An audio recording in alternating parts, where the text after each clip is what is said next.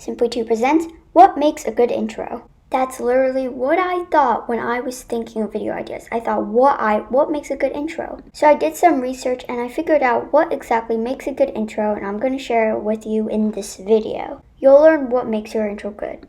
Let's get straight into it.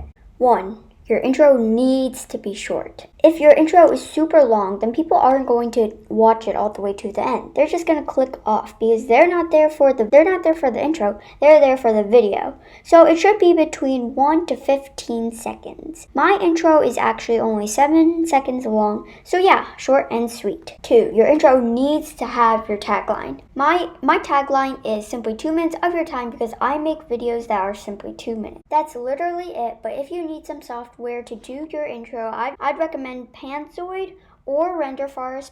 I'd recommend Panzoid more because it is free and it has thousands of templates, but RenderForest does export in low quality, but my intro is made by RenderForest. Enjoy, be sure to smash that like button, subscribe, and turn on notifications so you get notified every single time I upload a video.